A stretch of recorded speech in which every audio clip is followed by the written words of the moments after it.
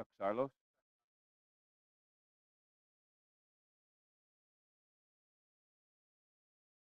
Oh, that's right. Sheroyal lost her sister, right?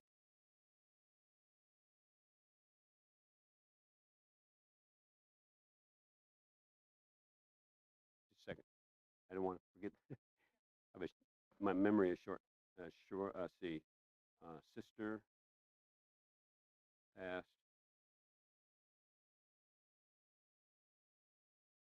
Chuck Sarlos.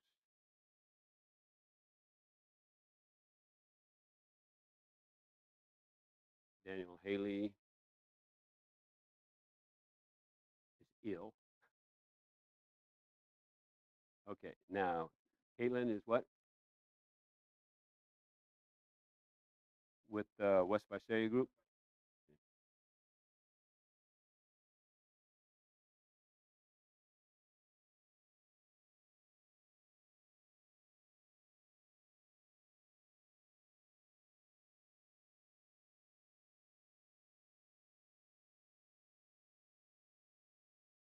Okay.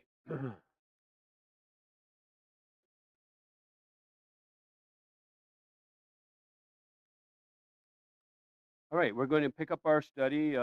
We've looked at the first two stages of Jesus being under trial by the Jews and conspiring with the Roman government to help them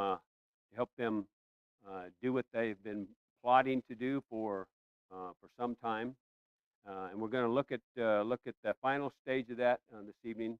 After we take a quick look at Peter's denial, which turns out, of course, as we know, to be exactly as Jesus had prophesied it would be. Remember that when Jesus was gathered with his disciples in that upper room, that there were two things that he prophesied, two main things. Obviously, he prophesied about other things with his time now being at hand. But specifically, he prophesied that Judas would betray him, um, and Peter would deny him. And impetuous Peter said, "Oh, no, no, never, never, never me." And it turned out to be just as Jesus prophesied, and that was that Peter would deny him 3 times, and then there would be a rooster that would crow. And whether it was 2 crows or 1 crow is irrelevant. Point is that it turned out to be exactly the way Jesus prophesied it, and as we will take a look at it now. So let's look. There's a real short part of it in John the 18th chapter, verses 15 through 18. Simon Peter followed Jesus, and so did another disciple, or another version say, or the other disciple. Now that disciple was known to the high priest and went with Jesus into the courtyard of the high priest. But Peter stood at the door outside. Then the other disciple, who was known to the high priest, went out and spoke to her who kept the door, versions say doorkeeper, and brought Peter in. Then the servant or slave girl who kept the door said to Peter, "You are not also one of this man's disciples, are you?" He said, "I am not." Now the servants, slaves, and officers who had made a fire of coals stood there, for it was cold, and they warmed themselves. And Peter stood with them and warmed himself also. Now let's turn over to Luke, the 22nd chapter, and look at uh, Luke's account. Starting in 54, the last part of 54. Luke 22, verse 54 is the last part of it. But Peter followed at a distance. Verse 55. Now, when they had kindled a fire in the middle of the courtyard and sat down together, Peter sat among them. And a slave girl, or servant girl, some versions, seeing him as he sat by the fire, looked intently at him and said, "This man was also with him." But he denied it, saying, "Woman, I do not know him." And after a little while, Another saw him and said, "You also are one of them." But Peter said, "Man, I am not." Then, verse 59, after about an hour had passed, another confidently affirmed, saying, "Surely this man also was with him, for he is a Galilean too." But Peter said, "Man, I do not know what you are saying." Immediately, while he was still speaking, a rooster crowed. And the Lord turned and looked at Peter. Then Peter remembered the word of the Lord, how he had said to him, "Before the rooster crows, you will deny me 3 times." So Peter went out and wept bitterly. Um, so 2 of the disciples went into the courtyard. Peter is identified clearly. The other disciple, that's a common phrase that was used to refer to John. And if you look at John, the 20th chapter, verses 2 through 5, you'll see him referred to as the other disciple whom Jesus loved. And we know that that, of course, was John. So Peter and John follow Jesus, end up in the courtyard. Uh, John, since he was known by the high priest, apparently went on into the courtyard. Peter had to stand at the gate because he was not known. And they call him, gate or door, whichever. It was the entrance way into the porch or the portico, right? So John, knowing that Peter was not allowed in yet, went out, talked to the doorkeeper, and said, it's okay to let him in also. And so Peter was allowed into the inner courtyard.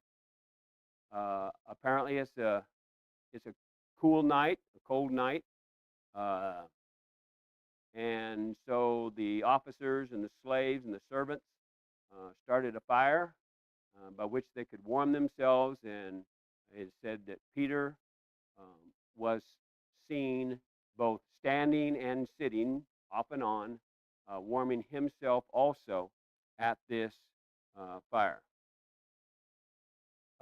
When Peter went in to warm himself, it's interesting that there's no mention of where John went.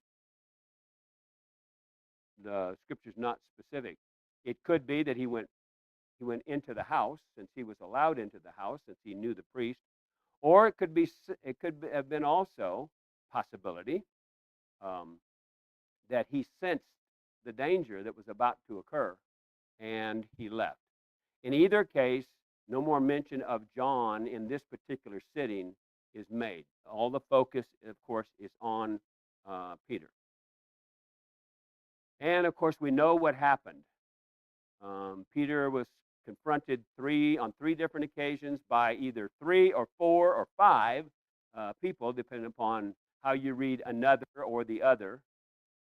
The point being is that 3 times he denied being a part of Jesus' entourage or part of Jesus' followers. And it was after that third denial that, just as Jesus had prophesied, there was a crow from a rooster. Let's put ourselves in Peter's place right now. Why would Peter do this? Well, he was in a very hostile environment for sure. And before we're too quick to judge him for not being courageous enough to offer his allegiance or alliance with Jesus, there are 2 schools of thought on why he did it.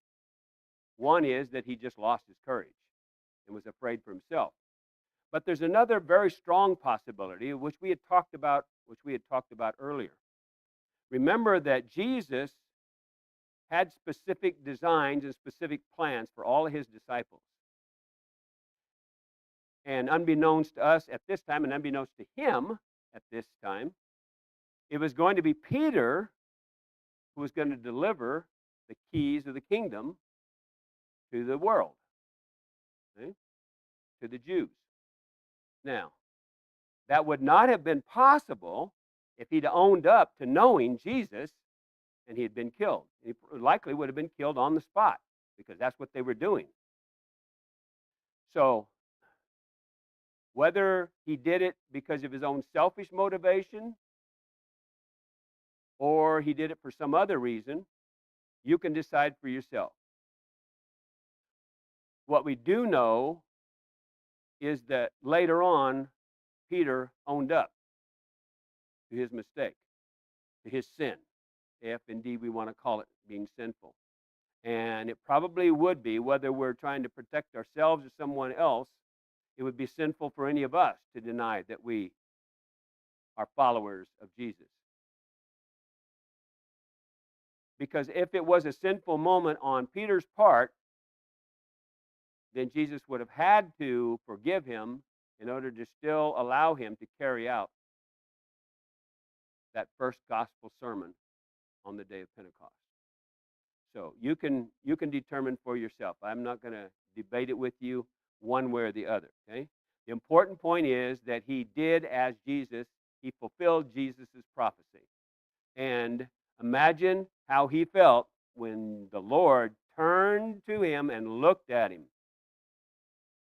And then all those words that the Lord had said came back to his mind. You think that wasn't a low point in his life? No matter how impetuous or, he did love Jesus. And for him to let Jesus down, and that's obviously the way he would have felt, as any of us would have felt, if confronted in the same way. But when Jesus turned and looked at him, he remembered those words. His response was to do what? Go out and weep bitterly. He recognized the sin that he had committed by denying Jesus, even though it was the fulfillment of prophecy. And so, no doubt, that was his remorse that was shown. Jesus saw that remorse, and Jesus, being the compassionate and understanding Lord that he is, would have recognized that Peter's humanity and would have forgiven him for that particular weak moment of weakness. Those 3 times weakness.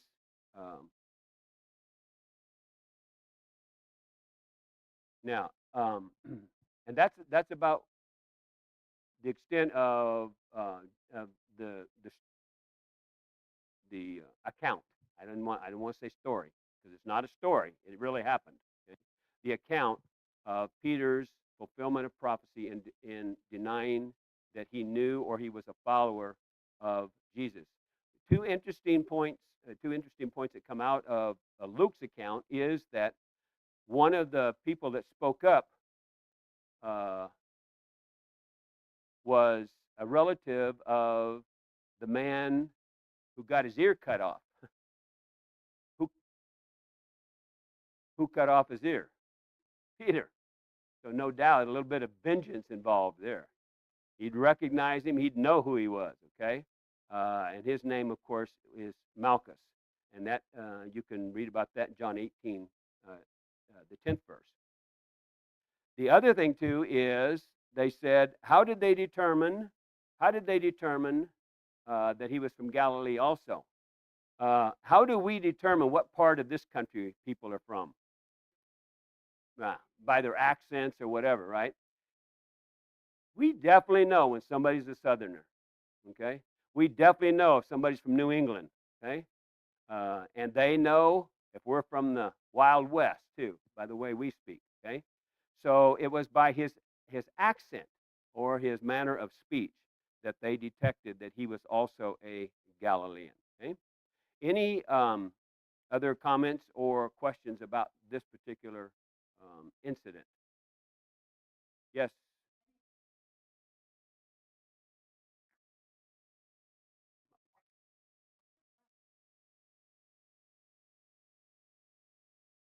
Well, we don't ever recognize that we have an accent, right? It's not an accent to us, right? It's always somebody else that will detect it. my my stepfather, who was really my father, not my biological father, but he was my father, um, was from New York, and yeah, he he told me one time when I was still in high school. He the As you know, the inland seaport there in Stockton. Well, the tuna boats used to come in, and they would sell tuna, you know, real tuna, off of the boats. You could go down, you could buy a whole tuna or a half tuna, quarter tuna. You could buy tuna steaks or whatever. And he said to me one time, he said, "Let's go down the wharf and get some tuna." I said, "Beg your pardon?" He said, "Let's go down the pier and get some, you know." I said, "Where are you talking about going?" He said, "Down where the boats are." I said, "Oh," I said, "You mean wharf? You mean pier?" "Yeah, that's what I said, pier." You know, so it's very, very easy to tell where somebody is from. So that's how that was detected. Anything else? Yes, Jack.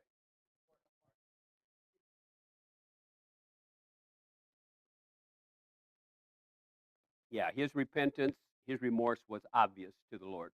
Yes, Charles.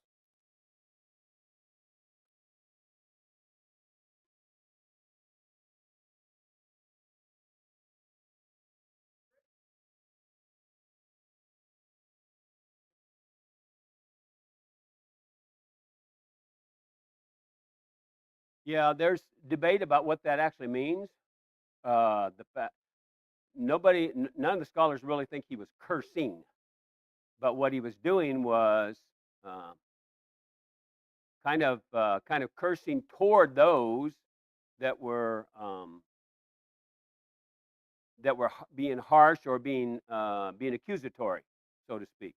Okay, yeah. So whether that was part of his sin or not, in any event, whatever it was, he did obviously repent and was remorseful about it. Okay. Yes, Matt.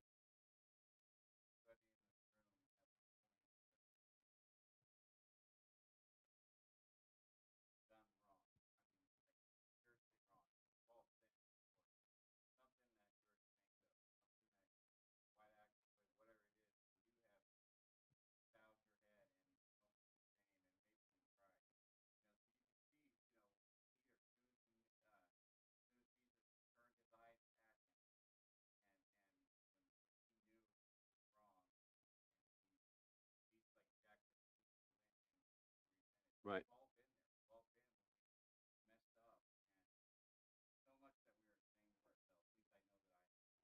I'm sure we could all say that, especially when we were younger, children, or whatever.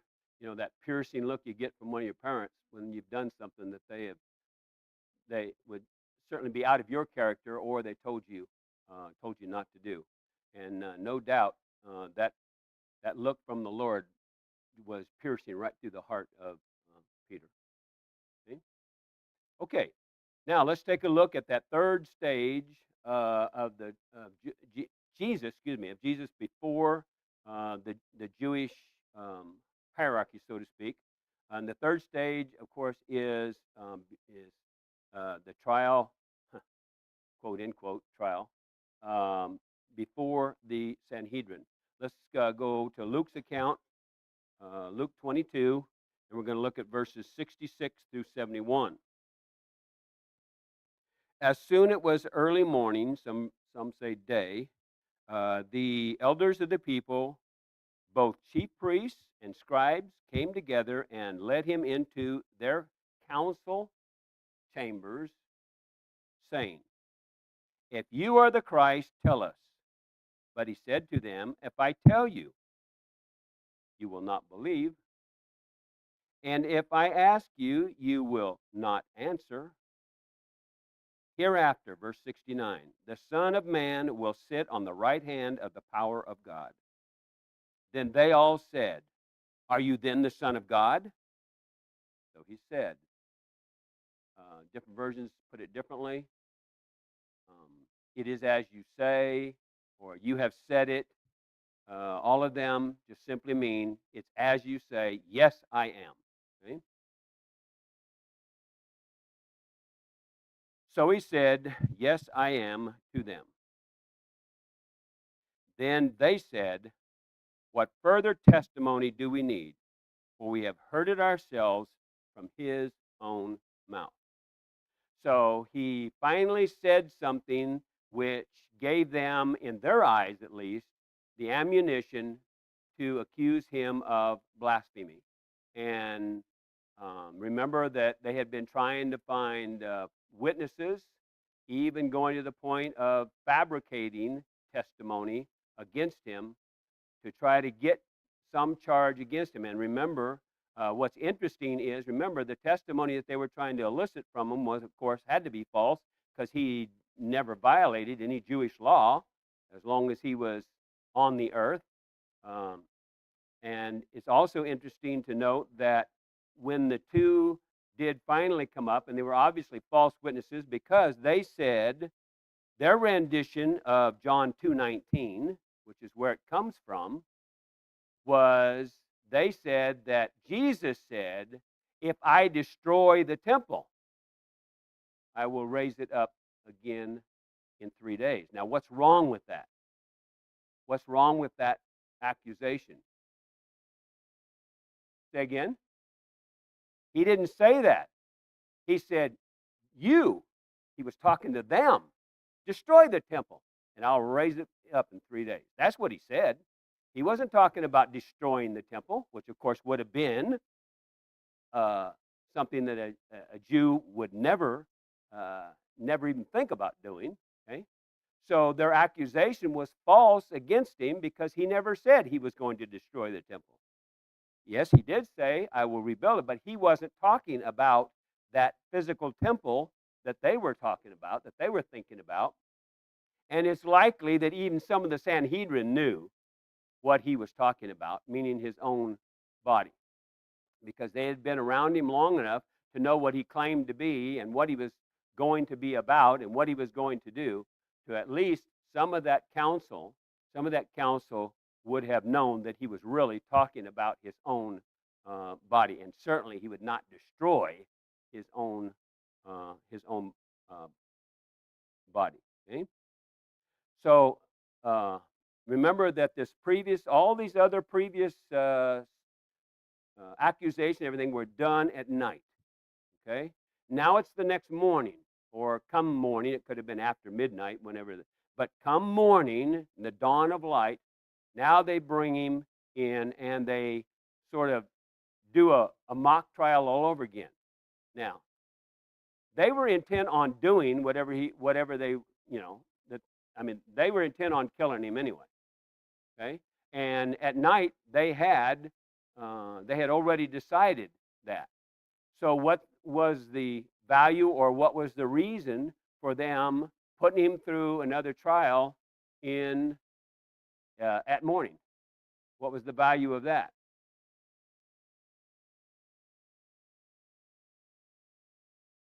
Okay, but what difference does it make whether it's night or day? You're right. If you do some research on the Sanhedrin, it was illegal for them to have the Sanhedrin meetings or councils during dark hour, during the darkness. Okay, and they also couldn't do it during a festival. Is there any festival going on right now? Isn't the Passover going on? The Passover wasn't just for one day, right? So they had violated Jewish law on at least two accounts. All right. So they bring it into the day, obviously with the intent of at least making it look like, or give the appearance of legality, to keep the Jews off of their um, off of their back, so to speak. Okay? And their response was, "Okay, we've heard it from him, so we don't need any further testimony." Well, that's a good thing, because why? They didn't have any other testimony anyway. So that was a very easy cop out, so to speak, for them, since they didn't have any other testimony. Now, why does someone say, "Well, why did Jesus admit?" I think we had this discussion a little bit on Sunday. Why would Jesus, after being silent on the previous situation, why would Jesus go ahead and admit that he was the Son of God? Why would he do it now? The time was right, okay? Uh, Probably Jesus would have said, well, if I say nothing, they're just going to attribute it up to me, not defending myself. Because remember, he had the right to remain silent, just like, accused do today. But the big thing was that Jesus knew his purpose. And in order to finish his purpose, he had to affirm that he was the Son of God. Not only was he the Son of God, but he even referenced himself, he even referred to himself as the Son of Man. What was the significance of the fact that he affirmed that he was the Son of Man?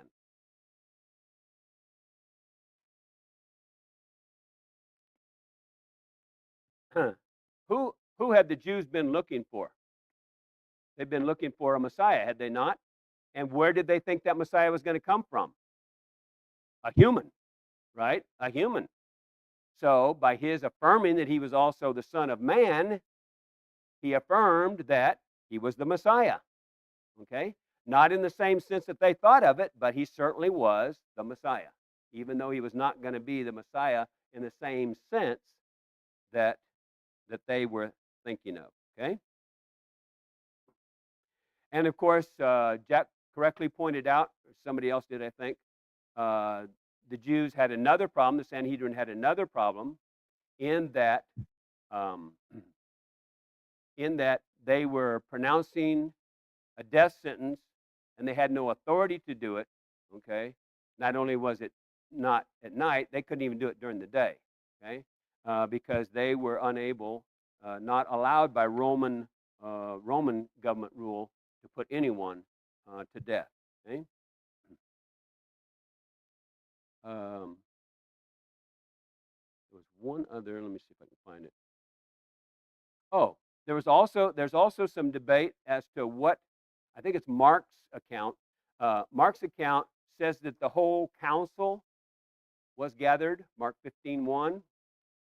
There's some debate among the Bible scholars as to whether he was referring to, when he says whole council, he just simply means that they had enough, they had a quorum, for instance. Okay. Well, if you also look, the other writers don't say whole council. There's no reference to it being a whole council. And it likely was not. For one thing, where did they first meet? Where was the meeting taking place? At night. Where was it taking place? Caiaphas's home, right? In his home. Well, how big was the council supposed to be? A city council was supposed to be what? Okay, let's put this. The Great Sanhedrin, okay? The Great Sanhedrin. How many council members did they have? You're right. Approximately 72, okay? Minimum was 70. Well, there's no way he could get 70 people in there. Moreover, the city, which they called the lesser Sanhedrins, each city was allowed to have a lesser Sanhedrin, and that council had to be 23 members. Okay? The reason for that is whenever they decided on something, they had to have 22 members. No, 23. Okay, I'll get to that in just a second. The reason was because when they decided on anything, they had to have more than just a simple majority, which would be 10 versus 11, right? To ensure that, they had to have a super, we use it in our politics today, a super majority, right?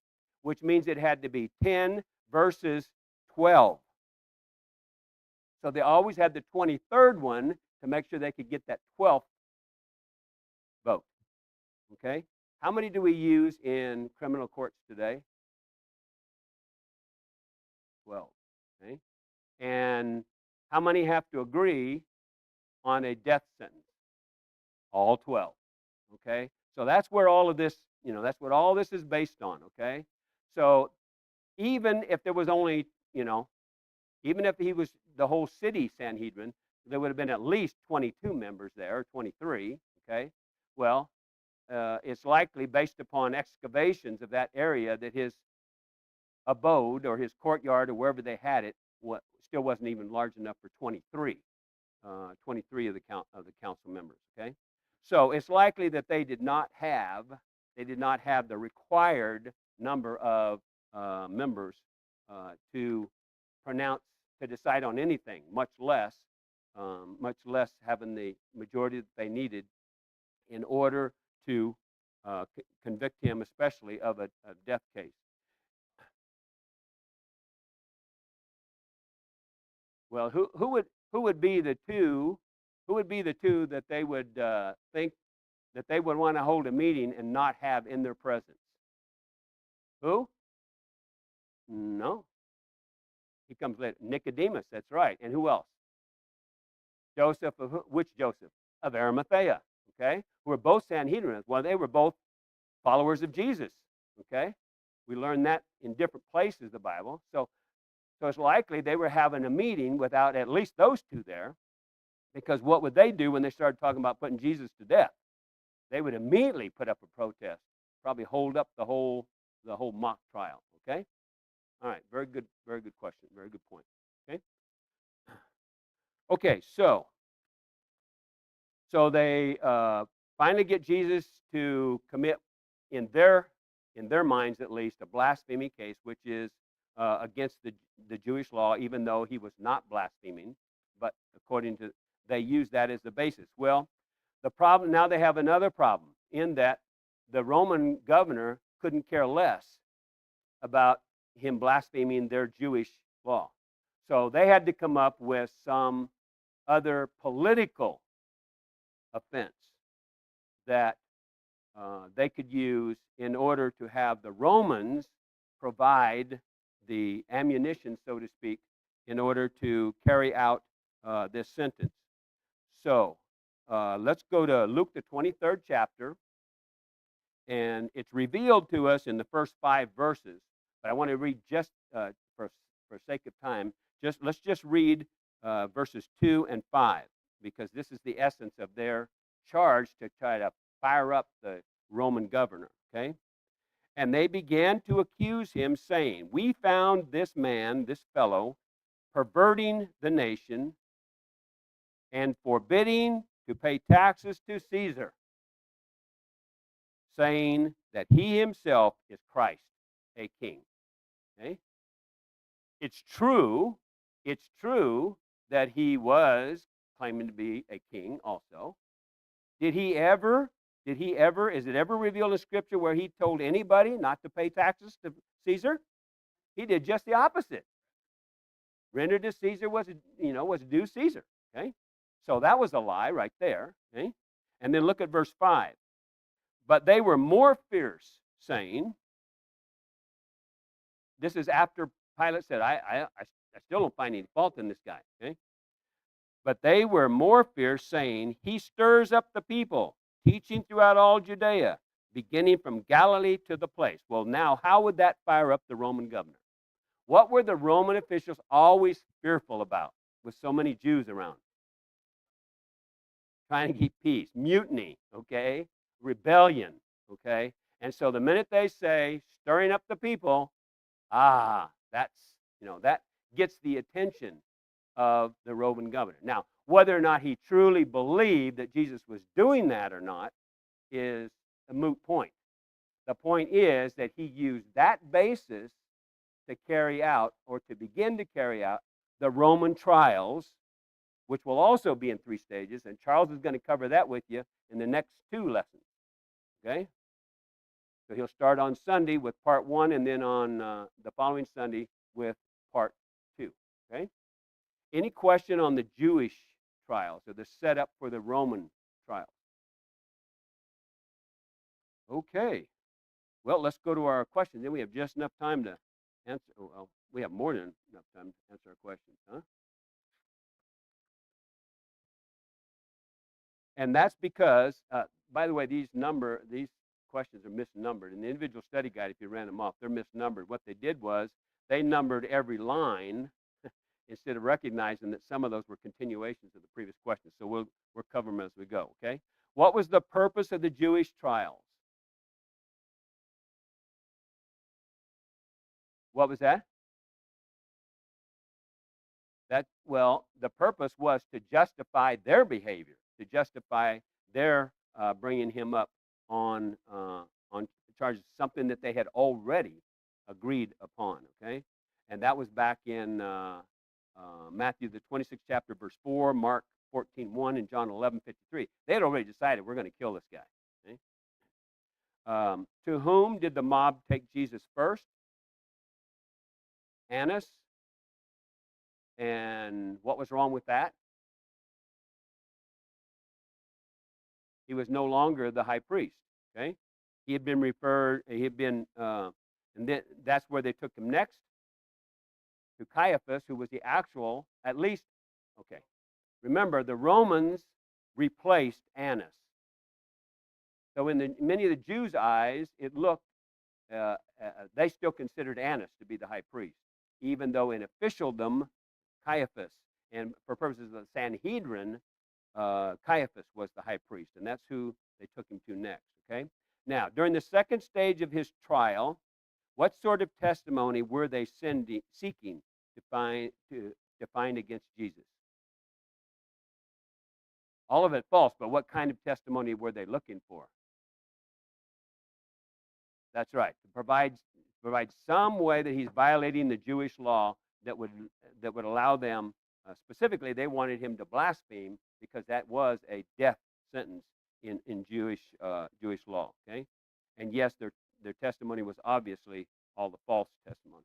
Were they successful in finding this sort of testimony? This somewhat of a trick question. If you're not careful. They weren't at first. Remember, they were unsuccessful at first. Then later on, probably because somebody got a hold of a couple of dudes, may have paid him some money or something, and said, "Hey, go do this." Okay. Then later on, they had two witnesses who falsely accused him of claiming that he would destroy the temple, perverting John 2:19. How did Jesus respond to these charges? To these charges, he was silent, right? Okay. Then, what did Caiaphas say to put Jesus under oath? There's an expression under the Jewish law, Jewish legal system, that if whoever's in charge of the trial or whoever's in charge of the proceedings says, I charge you under oath of the living God. Okay. Some of the versions say, I put you under oath of the living God. That expression meant that whatever you were saying was sworn testimony. Okay? It's important to remember that. And since Jesus did say something under sworn testimony, that should let us know that it's not civil oaths that there's any problem for, in civil courts for Christians, but rather it's oaths that use the Lord's name in vain. Okay. Now, and then having been put under oath, was Jesus required to give an answer to Caiaphas' question? Was he required? No. And what was the reason?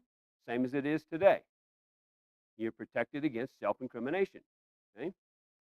How did Jesus, number 9, how did Jesus answer Caiaphas' question concerning whether or not, and forget about 10, that's not number 10, he was the Son of God? And we talked about this earlier. Okay, different versions say it differently, but basically what it means is, yes, I am. Okay, you said it, you've said it. That makes it so, depending upon what version you're reading. Now, the real number 10 is, how did Caiaphas respond to Jesus' answer? He tore his robes. He put on a big show, as though he was under some form of, duress, or he was mourning something. Number 12, how did the council, or what did the council then proceed to do? To pronounce what? Pronounce the death sentence. Okay, he deserves death. Number 12, which two disciples followed Jesus at a distance? Peter and John. Number 13, what was Peter doing when he first denied knowing Jesus? He was warming himself. Okay. Where was Peter? Number 14, where was Peter when he made his second denial? He had moved away from the warming area, the fire, over to the gate or the door next to the porch, the overhang of the porch. So he was kind of in the shadow of the porch. Okay. The real number 14, where was Peter when he made his second denial? At the gate. Okay. Who prompted Peter's third denial? Who? Who was specifically mentioned? Malchus. Okay. Malchus. It was a man, remember, another man and a relative of Malchus. Okay. And that's who prompted his third denial. Now, number 16 is a rooster crowed following Peter's third denial. What did the Lord do? He turned and looked, no doubt peered right at Peter. Number 17, who was the only witness to testify during the third stage of the Jewish trial? Jesus himself. He was the only witness, okay? And then, of course, that's when they said, we don't need any more witnesses. What sort of charge did the Sanhedrin now have to concoct what would lead the Roman governor to execute Jesus? No, it wasn't blasphemy. He was telling people not to pay taxes, okay? Not to pay taxes, and he was stirring up the people, okay? And then this takes some discussion. What they're asking you for is number 19 and 20. What were 5 at least safeguards that were in place during the trial that were all violated? What were 3 other illegalities? Those kind of run together, okay? You should have listed things like having the trial at night initially, pronouncing death sentence at night, less than a full council, probably. Let's see. Oh, keep asking him questions to where he had to answer and self-incriminate himself. Uh, oh, and when those 2 witnesses, the Sanhedrin was also required. Remember, the Jewish law required 2 or 3 witnesses, and the rule was that when any 2 witnesses came and said something against, made an accusation, the Sanhedrin was required to inquire and examine them very carefully on what they were saying, which they, of course, did not do. And there's you may have some other ones listed also, but that's basically what they were talking about in those last 2 questions. Any final questions, thoughts? Okay, thank you very much. Charles, I'll pick it up for you Sunday on, what is it, lesson 114.